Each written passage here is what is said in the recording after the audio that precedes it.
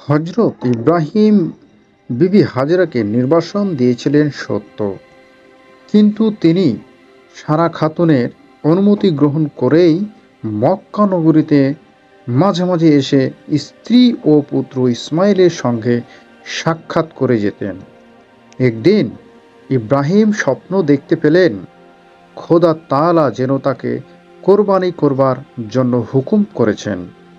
পরের দিন আল্লাহর নির্দেশ অনুযায়ী তিনি ১০০ উট ও দুম্বা কোরবানি করলেন, কিন্তু এ সত্ত্বেও সেদিন রাত্রে তিনি পুনরায় খোদা তাআলার আদেশ পেলেন যে তাকে পুনরায় কোরবানি করতে হবে।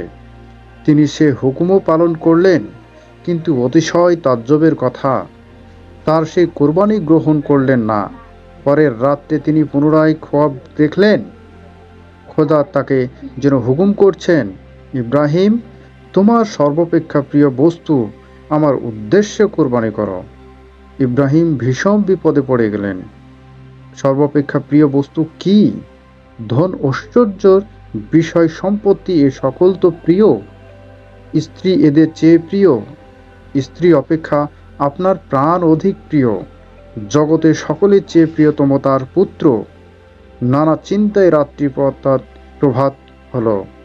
তিনি ভাবলেন খোদা তাআলা সম্ভবত তার পুত্রকেই কোরবানি রূপে চাইছেন।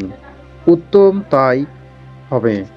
ইহা অপেক্ষা সৌভাগ্যের বিষয় আর কি আছে। অনেক পূর্ণ ইব্রাহিম এবং এই কঠোর পরীক্ষার সম্মুখীন হতে হয়েছে।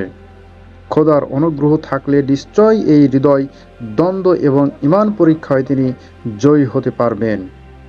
সংকল্প স্থির করে হযরত ইব্রাহিম পুত্রকে সঙ্গে নিয়ে দূরবর্তী পাহাড়ে নিকটে চলে গেলেন এবং ইসমাইলকে খোদার আদেশ জ্ঞাপন করলেন।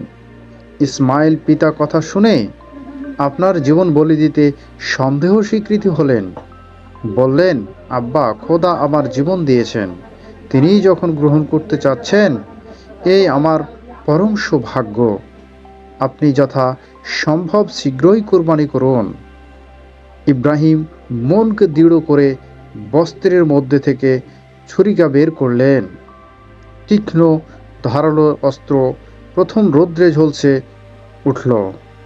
একখানা রুমাল দিয়ে তিনি পুত্রের চোখ বেঁধে দিলেন এবং জবে করতে মনের মতামত সঞ্চার হতে পারে ভেবে অপর একখানি বস্ত্র খণ্ড দ্বারা আপনার চোখ অর্থাৎ ইব্রাহিমের চোখ আবৃত করলেন। দৃঢ় হস্তে ইসমাইলের গলায় ছুরিকা চালিয়ে দিলেন। সম্মানিত দিনী ভাই ও বোনেরা, আমি এই ভিডিওতে কুরবানি সম্পর্কে আলোকপাত করছি, আপনারা আমার সঙ্গেই থাকবেন। এরপরে যে ঘটনাটি হচ্ছে, কার্য সমাপ্ত করে চোখের বন্ধন তিনি মুক্ত করলেন। কি আশ্চর্যের বিষয়! খোদা এমনি মর্তবা পুত্র ইসমাইল অক্ষত দেহ সম্মুখে দাঁড়িয়ে তার পরিবর্তে একটি দুম্বা জবেহ হয়ে ভূমিতলে পড়ে রয়েছে। এমন সময় গায়েবী আওয়াজ শুনতে পাওয়া গেল, ইব্রাহিম, তোমার কোরবানি আল্লাহ কবুল করেছেন, পুত্রকে জবাই করার আর প্রয়োজন নেই। পিতা ও পুত্রের হৃদয় খোদার অসাম করুণায় প্রতি কৃতজ্ঞতায় পূর্ণ হয়ে গেল। সম্মানিত দিনী ভাই ও বোনেরা, কুরবানি প্রসঙ্গে যদি বলতে হয় তাহলে প্রথমেই আমাদের এইভাবে কুরবানিটা সম্ভব হয়েছিল। আজকে আমরা যে কুরবানি পালন করে থাকি, আমরা ইব্রাহিম আলাইহিসসালাম এবং ইসমাইল আলাইহিসসালামের কাছ থেকেই বরাবর চলে আসছে। আবারও অন্য একটি ভিডিওতে কথা হবে আপনাদের সাথে। আর আপনি যদি আমার এই চ্যানেলে নতুন হয়ে থাকেন তাহলে অবশ্যই চ্যানেলটিকে সাবস্ক্রাইব করে পাশে থাকা বেল বাটনটি চাপ দিয়ে আমার সঙ্গেই থাকবেন। আবারও কথা হবে অন্য একটি ভিডিওতে। ভালো থাকবেন।